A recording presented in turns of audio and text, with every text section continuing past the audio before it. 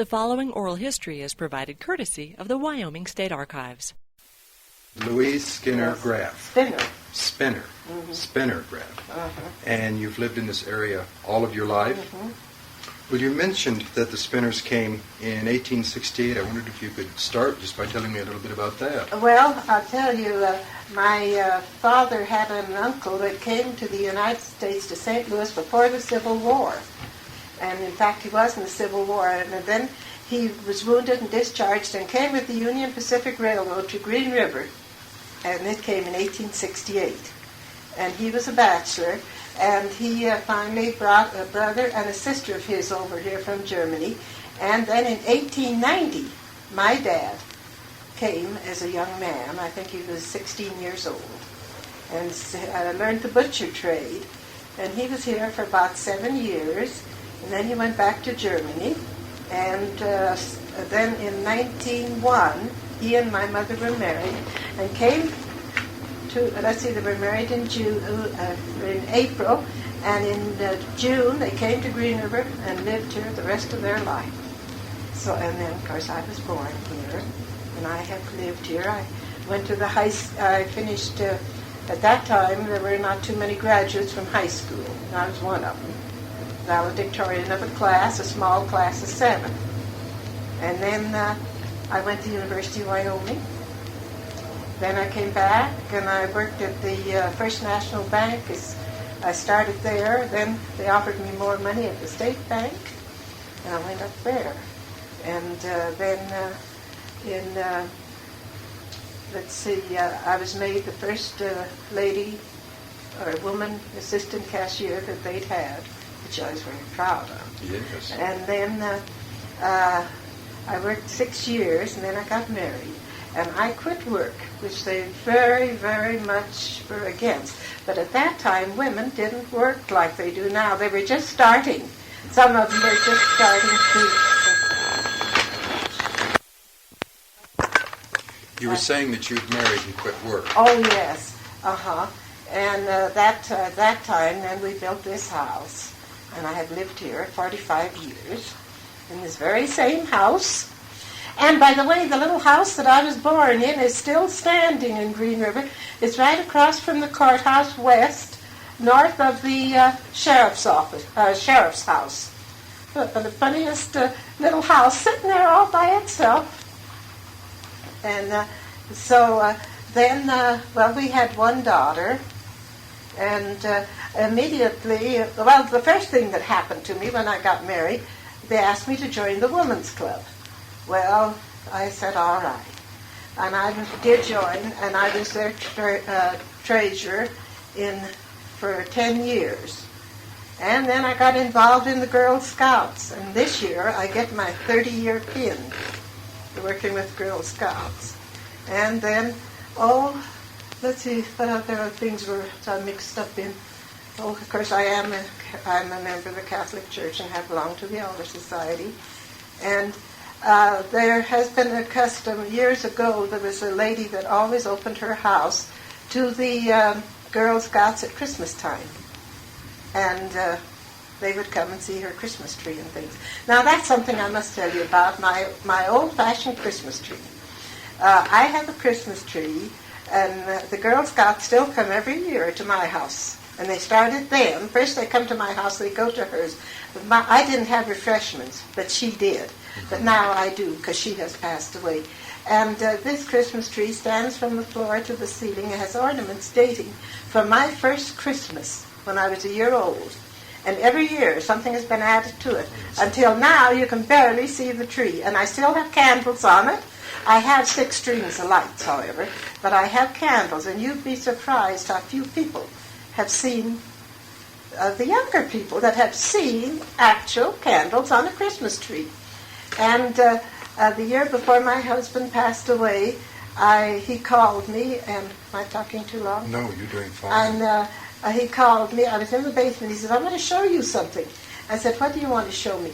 He said, come quick, it can't wait. And he had lit every one of those candles on that Christmas tree. It was the most beautiful thing you could just imagine.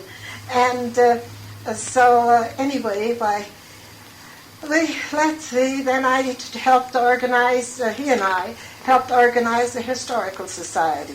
They wanted to get a Historical Society going here, and Rock Springs wanted no part of it. Mm-hmm. And so we got busy, we had a hard time. Sometimes we could only get 12 people out. It's amazing how people are afraid of something new. It is. And so we finally got it going. Now we have a very good membership, a lot of Rock Springs people, and we have very nice membership. But, oh golly, it took a lot of plugging. And he had been born and raised on a farm, and like I said, was instrumental in getting the county fair started and worked with it from the very beginning. Then he was on the fair board, and for many years he was our treasurer. Well, I kept the books for him. When I remember he came in the door, and he said, I got a job, a new job. He had been to a meeting. And I said, what? And he said, I'm treasurer. I said, what'd you take that for? He says, I knew you'd do it for me. So then when he passed away, the county commissioners wanted me to go carry on. And I said, no, I didn't want to. And they talked and they talked. So I said, well, I tried for a year. And I liked it so well, I'm still doing it. Well, good. And I have clerked at every county fair in the agricultural department since its beginning. Well, marvelous. And so I feel kind of like I'm a fixture or something. They don't even ask me anymore, do you want to clerk? They just, the book comes out and there I am. There I am, yeah. And let's see, now lately the senior citizens have been quite active here. And I part in a lot of their things. I belong to 3 bridge clubs and the euchre club. I go a lot in the afternoons, but I never go out at night. Kitty and I stay home at night. That's where old people belong. Oh, no. And so I don't know, I guess, but is there anything special that you... Well, just a couple of things. I was wondering about, some of the recreation in Green River some time back. I noticed that there's a pavilion on Expedition Island. I guess. Oh, yes. What was that initially built for? Well, I tell you, that island that they call Expedition Island, at one time was one huge island that extended way up here. And the river has washed it and made it into 3 islands now. And there was a dance hall at the north end of what you call Expedition Island. At the west end, this direction. At the west end, there was an open-air dance hall. Then, during the Depression, our mayor was also in the contracting business. He decided Green River should have a place where they could have their dances inside and use it for other things. Drumming up a little business, see? Mm-hmm. And people were very opposed to having it put down into that hole. And but he did. And it has been a big headache to the city, to everybody that has ever had it. Nothing but an expense. It has never worked out. Now they're trying to rehabilitate it for skating rink, and I don't know what all kind of things. I'm afraid it's not going to work. I've seen too much of where they tried to, build it up, and it has just been destroyed. And then all the city has put open fireplaces, built beautiful brick fireplaces there, and people go over there with trucks and just pull it down and just ruin it. You have no idea what they do to that place. Just vandalism? Vandalism. Well, they're going to have somebody live there and actually watch it, because the police can't patrol it all the time. It's just too expensive to maintain. And then another thing, I don't know, maybe you noticed there's a playground on the way up to a school that sits at the head of a hill. Yes. You saw that playground. Yes. That used to be our old cemetery. I'll be darned.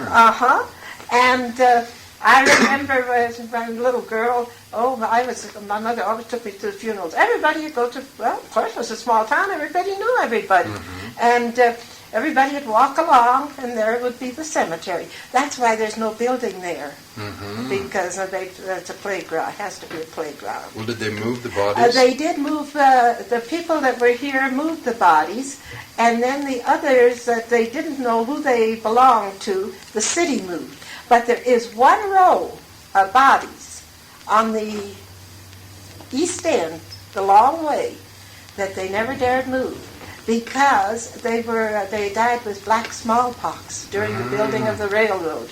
So they were afraid to move them. So those bodies are there. And there might be some that that nobody even knew there was a grave that had been flattened over because there was a wooden fence around it at one time, and it got pretty well dilapidated, and cattle and everything marched around on there, and there were a lot of graves had their own little fences, like you see the old-fashioned cemeteries, but they did move what graves they could find. And then I suppose someone has told you that we had a potash plant here at one time. Yes, but I don't know much about it personally. Well, it was over toward this end where all the building is up there is where it was. And there's a grade, there's a road coming down the side of the hill that still goes up where the railroad had built a spur to go to it. And it would have been all right, but the World War, the First World War, just ended too soon. Oh. And they could import potash cheaper than they could make it here. Manufacture here. Yeah, that's what was the death of that. Then the old soda plant. Now, where you go across the river, to go to the other side where that bridge is. Well, west of that bridge, I'd say maybe about a block or so, was the original bridge. We used to call it the wagon bridge, that went to the other side of the river. You see, the old Lincoln Highway used to go up Telephone Canyon on that side of the road. And and my dad had the butcher shop until he retired. Of course, in later years, they could buy meat from the packing companies. But when he first started out, and in earlier years, they had to have the slaughterhouse and the pens and all that. And where El Rancho stands there, and that's a first edition you get to, is where the old slaughterhouse and all the pens and that. Now in the museum they have a painting of that I donated to them. And it seems so funny to think now, there was an old slaughterhouse over there and all that, and now look at the people. Yes. I never thought I'd see the day that all those houses would be. Well, in fact, I didn't think I'd ever see the day we'd have houses in back of my house. When we built this house, this was absolutely out in the prairie. You were just out in the country away from the home? We were just in the country. And then finally, there were a couple of houses moved in here, and finally one built here and one built there. And these were brought in later after this was always our alley back here. Then they made it a street. And I don't know. Green River's getting too big for me. Well, there has been an awful influx and a big boom, so to speak, with the Bridger Power Plant. And, yes. A lot of people seem to think it's okay because of the revenue it brings, but a lot of other people are very displeased with it. I'm very unhappy with the whole situation. My gosh. Of course, like I said, I never go out at night. We never were people to go out at night much. Well, my husband worked, he wanted that shift because he worked from 4 in the morning until noon for the waterworks. Then that gave him the afternoon and the evening to work in his garden. And all those trophies that you see on there, those are only for about 5 years' effort. And I think there were 24 or 25 of them. And that he won at the county fair for his produce. He was known as the gardener of Sweetwater County. Because, he could make things grow. I don't know, that people... Well, of course, you take about, he started in about 40 years before he passed away. Let's say we were married in 1930. Say about 1935, he started gardening. And then it kept getting bigger and bigger. And all this bare ground here, I have 2 lots here, and everything in the back was garden. And he finally got some tomatoes and things to grow, found out what kind would mature here, and one thing and another. I remember one year he even experimented to see whether sugar beets would grow here. And they did. We got great big sugar beets. He just would make a small spot of something. and he had them tested to see for sugar content. Sent it to the university, and they said the sugar beets, but nobody's ever done anything with sugar beets here. This is good soil for sugar beets. Well, it sounds like he had a real green thumb. Oh, he did. He had a beautiful garden, That's and marvelous. so it was just one of those funny things. He just loved it. Well, he was born and brought up on a truck garden, and I just couldn't seem to get away from it. Kind of came naturally to Uh-huh. And so that's the reason I said we never went out much in the evening, because he was a person that, well, you have to get up 4 o'clock in the morning. You don't stay up till 11, 12 o'clock at night. Mm-hmm. And so it didn't bother me, but I would not go out on the street alone now at night. You can hire me. I won't even, and I've got a big light I can turn on in the back of the house if I want to do something out in my little garden back there. But you know what I do? I lock my front door when I go around at night. And I don't want somebody walking in here and me find somebody in here. No, sir. No, it isn't the same, because now they tell me there's supposed to be a town come west of here. Didn't know that. Yes, because I heard it again the other day, and there's been quite some talk about Texas Gulf is going to. You see, some of those trailer houses that are here have to be out of here in 3 years, and they have to have permanent housing for them. So I don't know. These big, vast mobile home parks or trailer parks that one sees around? Some of them have only a 3-year life. Well, that's. I think that's good planning on I somebody's think so. part. I think so too. Because it could turn into a slum area so Oh, they deteriorate so, and they go down so fast. easily. Well, would you say then that to some extent this the boom and the Bridger power plant especially has brought in what could be called an undesirable element? Well, I have met some very, very nice people from both places. I still go out to all the Pacific Power doings that they have, and I have met some very nice people. But from what I hear, there is a kind of a scummy crew there. Well, you take any of these construction people, they have some. There's a pretty tough element with them. Well, I know that there have been remarks, and of course, with the good wire services we have nowadays, we always get current press releases from Sweetwater County over in Cheyenne. And the crime rate rise seems to be alarming. Oh, it's terrible. I was just reading in the Rocket. Rock Springs is worse yet than Green River. And goodness knows we're bad enough. But I tell you, it is awful. And then you get into another area. It isn't only your crime. They're after the wild game. They're such hogs with fish. Now, the other day, and I don't know who in the world did it, there was I walked along my sidewalk on the outside. I don't know what I was doing out there. Here were 4 little fish, a little brook trout that somebody had caught down in the river. You can catch fish right down here, about a block or so. And I guess didn't want them and just threw them along the sidewalk. What a waste. A waste. And I know one of the officers in Rock Springs, this happened several years ago, was saying that they had gone out to, somebody had reported that someone must have cleaned out their freezer, and it just made him sick when he went out there to look. There were the great big lake trout, about 75 or 80 that people had frozen and hauled to the dumps. And they'll take your animals and shoot them out of season and just take certain parts of them and let them lay.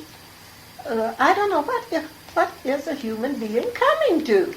I don't think they realize that there'll be none left if they keep that up. That's it. It's just really, really terrible. None left at all. One thing I'd like to talk to you about, I understand that you were the first woman foreman of a jury in Wyoming. Oh, for heaven's sake, I forgot all about that. Yes. I wondered if you could tell me a little bit about that, when it happened, and what kind of a trial it was, what the crime was. Well, yeah, I sent it all. In fact, I gave all the information to the museum. They have the picture. In fact, the picture's right by the door as you go in. And well, I knew there was this murder trial. There was going to be a jury trial, but I didn't think they thought it was going to have the first women on it. But they had to wait, for sure, until they passed, I don't know, there was some law they had to pass. And if it went through, the women could serve, and if not, well, anyway, it passed. And I know it was I think it was on a Thursday or a Friday. Mike Mayer was the sheriff. And he came to the door, and I wondered what the tickets Mike Mayer wanted here. And he says, "Oh, Louise, I got something for you." And he was kind of one of these happy Irishmen. And he was waving this little paper around, and he handed it to me. I said, "Well, it was a summons." And I said, "Well, I can't go. That's on a Monday. That's my wash day." And he laughed. He said, "Well, you're going to have to go." So anyway, I said, "Well, all right." So I wasn't very happy about it, but Monday morning, I think it was 10 o'clock, I marched down there. And so anyway, I was chosen on the jury. They had quite a panel, that they selected from, but for some reason I got chosen, and I don't know, then when we went into the back room, it was a murder trial is what it was. It was I can't remember the fellows. I have a paper of it in my scrapbook that I have written up, the first woman jury in Wyoming, and anyway, it seemed there were two fellows coming from Rock Springs, and they'd been drinking, and they stopped halfway between here and Rock Springs and got out of the car, and one shot the other and killed him, and that was it. And so it went on. So it lasted about 2 days. And when we went into the room in the back, one of the men from Parson said, since this is the first jury with women, I think there were 5 women and 7 men, I believe, well, 8 with the alternate. And they said that we should have a woman foreman. And one other one spoke up, and they said they thought I should be up because having lived here so long and my people having been here so long. And I said, "Oh, no." I had never even been to a jury. I had never even been in the courtroom. I didn't even know what a courtroom was like, let alone a jury. And I said, "Oh, my gosh, I wouldn't know what to do." And they said, "Oh, we'll help you. You'll get along all right." All right, it went on. And, of course, we found him guilty. And the judge he gave the sentence. And the lawyer that defended him I had to go again the next morning because there was another case. I was on the regular panel. And he couldn't come to the courtroom because he had gotten so drunk the night before. He was a criminal lawyer, and he had never lost a murder case. And he said that he would never have lost that murder case if it wouldn't have been for those damn women. And he sure had it in for me afterwards. Oh, yes. And I said, "Well, I didn't influence anybody because it was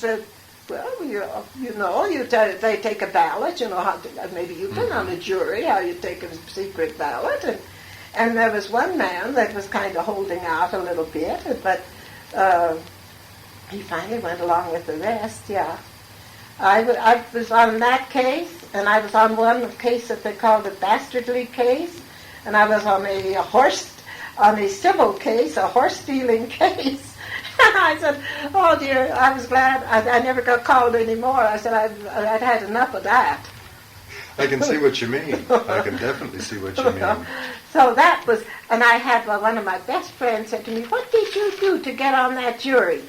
And this was it was the first woman in Wyoming, and they said possibly the United States, the papers came out. Now, I wouldn't say anything about that because I don't know whether they had women serving on juries before that in other states or not. It's hard to document sometimes. So I wouldn't say that. I know it was in in Wyoming, and that's as far as I'm going to go. What year was this? 1950. 19. Oh, my stars above. I just remember they let us call home, to get something to stay overnight. Well, they had no quarters for us. The courthouse was divided, it had a hall in the middle. The men were on one side, where they used, they had the 2 rooms that were for jury rooms. And they just had cots in there. Well, of course, they put the men on the one side and the women on the other. We were pretty equally divided. And there wasn't even a mirror in that place. There was nothing in that place. So Bill Hutton got us a mirror. There was a toilet and there was a wash basin, and that was the extent of it. I said, now they take them and they put them in a motel. And I said, so they did get some new sheets and fix us up there. And so anyway, they let us call home for some, for a little suitcase and, a few little things for you so you could get along. And of course, my daughter was home. She fixed up mine. She had a real nice little suitcase. But you'd be surprised what some of those men had packed together. It was the funniest thing. And there was really some comedy, attached to it at the same time.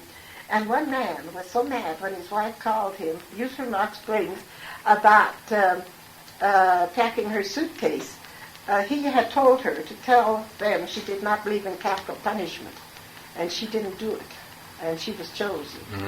And so when he brought her suitcase, of course, there was always a bailiff or somebody standing there, we're never alone.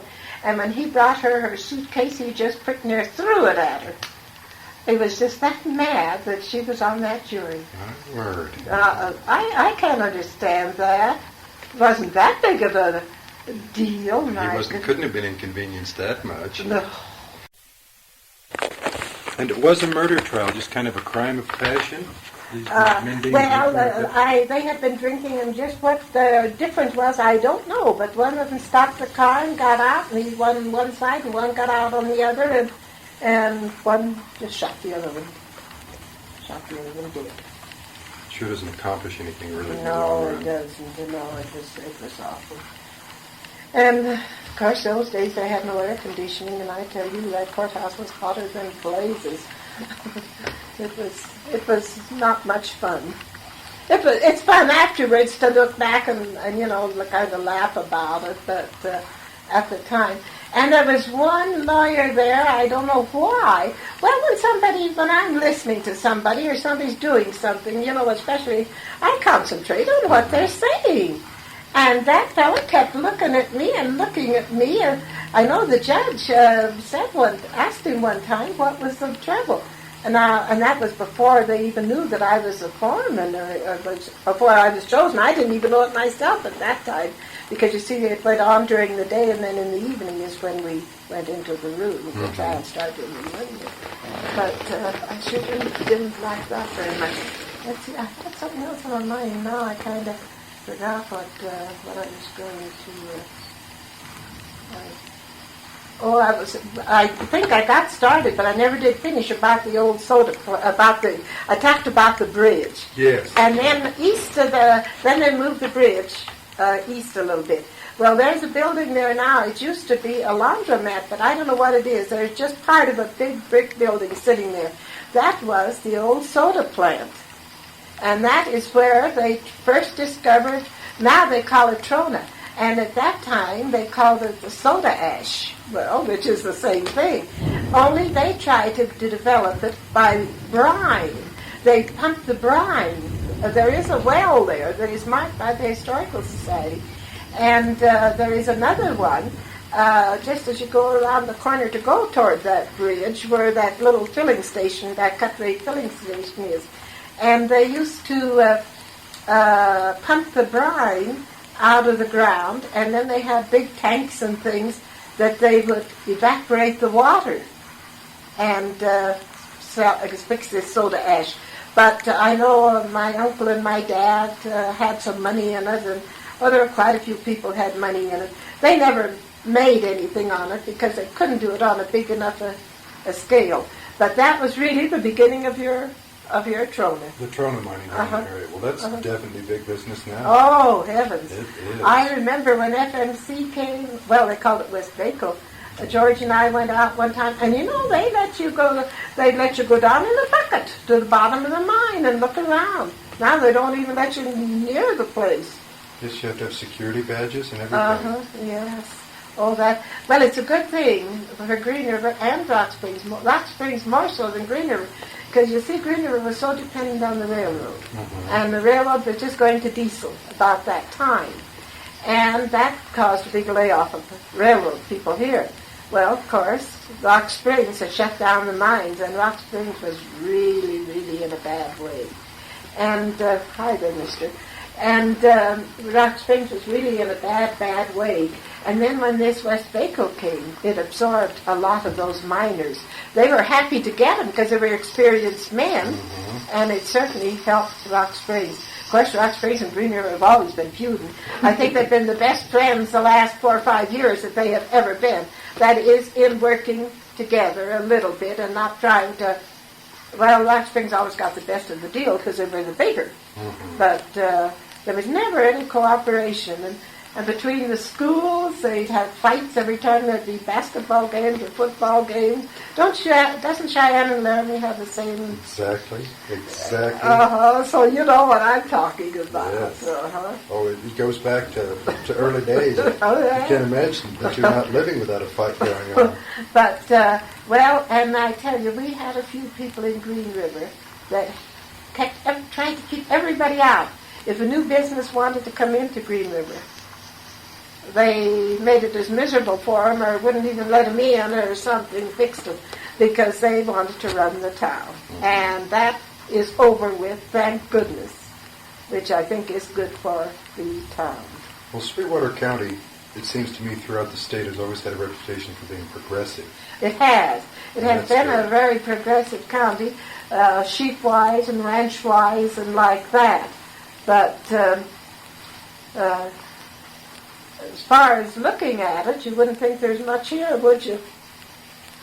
I don't know. Appearances can be deceiving. I think to an out-of-state person it would look like nothing. But that's what I say. Yes. A person driving, I've had people go through and friends, they said, what do you do in this godforsaken country? Why, there's nothing here. And here we're sitting on it. And it took all these years to find out what was underground. I noticed the other day that one of the buildings from the Green River Brewery is still standing. Oh, yes. It's a very pretty late Victorian That building. was my dad's uncle, Carl Spinner, that Was built that? that building. He built that building and also that dilapidated house just west of it. Yes. Oh, that was a beautiful home. There was a little wooden brewery somewhere, I think on the other side of the river, if I'm not mistaken. And he bought it, and he built this. It was built by a German stonemason. And then in later years it had a lot of added on to it, but they have torn all of the wooden away and just left the original thing. And he was going to get married, and he built that house next door. That was one of the most ornate houses in town. Well, it's the proportions are still lovely. Oh, and you should have seen the inside of that house, because I know one of my girlfriends, her father, Hugo Ganslin, bought it when this uncle of my dad's, this uncle was interested in the sheep business and in the brewery, and he got kind of a little big-headed, and Green River was getting a little bit too small for him, so he sold everything and went to Salt Lake and got into real estate up there. And he sold the brewery and the house to Hugo Ganslin. And it still belongs to the Ganslin estate. Do you know if the society here is making any plans or any provisions to keep that old building so that it won't be destroyed? Well, they are talking about it, not just how far, what they're going to do or how far they can go, because we just don't have too much money. But they're sure pushing it. There was talk about it being torn down, and they've got a stop put to that. And I certainly think that is one of the places that should be preserved. Yes, because so many... That is one of the things that I can't understand. Your old churches, your old houses, and all. Why, they don't try to preserve any of them. Now, I made a tour of Europe for 6 weeks about 5 years ago. And my heavens, the way they preserve things out there, and the older it is, the more they value it. Yes. And here, if it isn't just 2 or 3 years old, it's no good. And that I don't understand. Our country's got to wake up. Yes. I noticed in Denver, because we used to go down there so much, with all those beautiful, beautiful homes and buildings that they have. Now they've just completely wiped whole blocks and blocks of them out. and put up these big old skyscraper things. Plain looking. That's what I... And those old homes were so gracious Oh, and elegant. yes.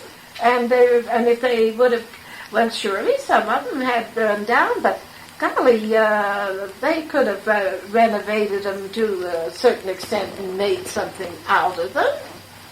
That's, I just understand, that's just to me an utter waste. Now, these other countries, they say, oh, they're so beautiful, they have this and they have that. Well, we have this and we have that, why get rid of it? I don't understand it. I sure don't either. So, But it's an interesting building, and I kind of wanted to know the history behind it. It was, I don't remember. I have all kinds of clippings. I'm a great scrapbook keeper and things like that. And now the year that, if you want to know when that building was built, I can tell you where to look. On the west side, up above, looks like there's two big beer barrels. And down below, I don't know, is it 19... See, something runs in my head, 1906. Now, I will not vouch for it, but I know the year that was built is on that building.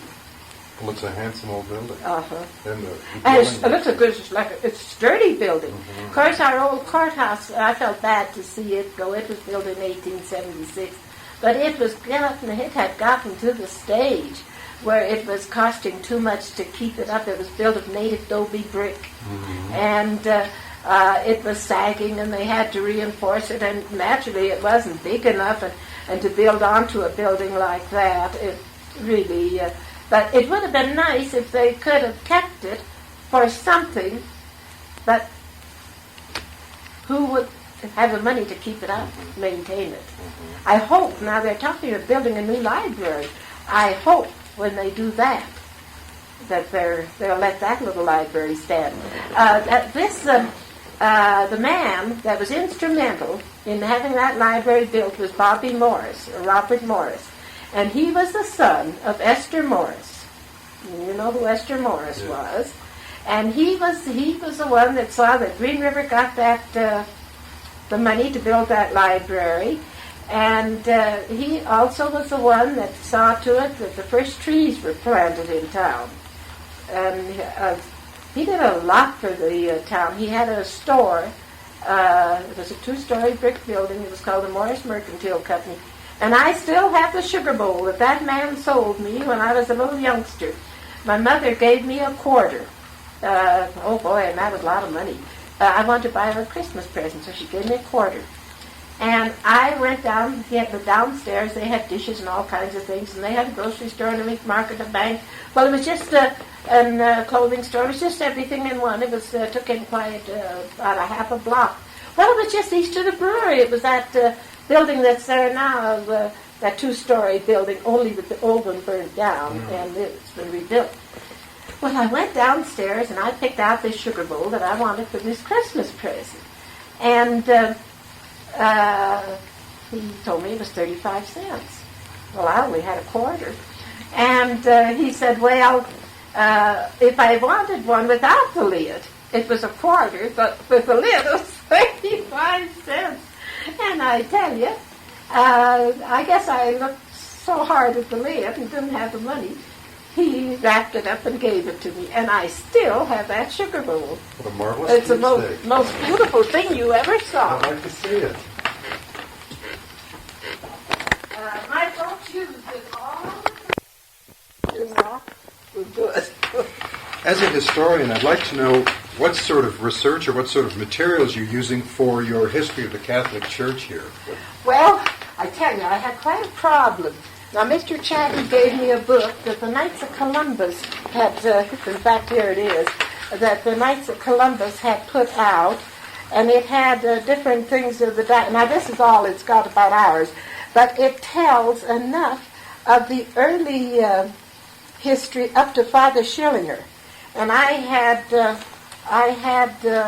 something that's on his that I cut out of the register where it told his whole life's work. You see, he was here 40 years.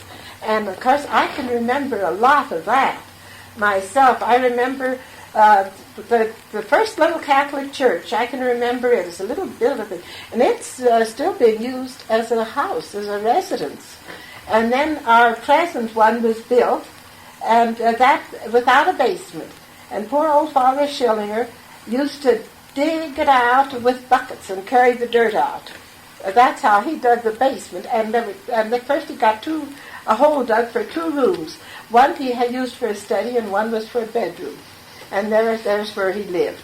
And then he dug out more, and sometimes some of the parishioners would help him carry it out. Well, we finally got that dug out. Well, and he just built that up. And then the house, the parish house, was, when this big Morris Mercantile burnt down, he used to sit in that hole and clean those bricks and had them hauled up there. And that house is built from the old bricks from that burnt store, but it is faced with the, what is those fancy bricks that they have? They're kind of like a wire, isn't a wire brick? They're brown and they're kind of rough-like. I know what you mean, but I can't call the name. There's a name for them. And so that's that. Well, then he kept acquiring property, and he kept acquiring property until he had that whole half block, with the exception of the one little corner. There's a little house sitting on a corner. And if he would have lived long enough or been here, he would have had it too. And he really worked hard. So between that and what the piece I cut out of the paper and different articles I'm going to get out of my scrapbook, I'll be able to get quite a history. And I don't like where they're putting the new church at all. Where will it be located? Well, do you know where the new high school is going to be? Or have yes. Well, it's east of that. And the Mormons are right across the street. We're on one side, and they're just a little ways across the street. And they say that the reason they wanted the high schools over there, they wanted this release time for the kids so they can go to their religious instructions during school time, which I think is ridiculous. They can get their religious instruction without imposing on the schools. And but so I don't know. I know now the bishop said it must be over there because that's the up-and-coming part of town. Now people are grumbling because they say with all this being going in west of here, it's kind of out of the way. Yes, it's a ways for children to go. Yes, it is. So anyway, I don't know how. So that's what I'm going to do what I'm using for that. And then, of course, my family's history, I won't have any problem. I've got all the information that I want to put in on that. And then I said to someone, I must look like a historian. I'm getting tired of writing histories. I wrote an early history of Green River. I think it goes to about 1945. I think that's when I wrote it. When I ended it. And I was always going to add on to it. And I never did. And boy, then things started slam-banging around so fast, I decided somebody else can carry on from there. And then I got, a few years ago, they asked me to get a history of the Girl Scout movement from the time it started in Green River. So I got that together. Well, just this past winter, I helped get the history of the Women's Club from its beginning in 1927. So I said, I'm getting tired of histories. But I kind of like it, or I'd say no. Well, it is interesting. It is. It's surprising what you come up with when you stop and get back into things. Yes, it is amazing, the things that you can come up with. Uh-huh. Well, I think I've hit all the points that I wanted to. If there's anything that you feel I've missed, please do add it. Well, I just don't know. I'll probably think of something later on, but right now I can't, I really can't come. Well, I've very much enjoyed talking with you. I know that this tape is going to be a very big, very big help. Just play a little tiny bit of it back, just to see how... I would like at this time to add an additional comment. The sugar bowl that Mrs. Graf showed me that was sold to her as a child by Robert Morris is a rather pretty pressed glass large sugar bowl about 6.5 inches in diameter with two real large loving cup type handles and an extremely ornate lid with a large pressed glass handle. And one can see why it would appeal to a child and why she would want to have the best for a Christmas present. And it's quite a family keepsake. It's a very handsome sugar bowl. We hope you've enjoyed this oral history, courtesy of the Wyoming State Archives, the Department of State Parks and Cultural Resources. You can listen to other fascinating oral histories of the people of Wyoming by logging on to wyoarchives.org.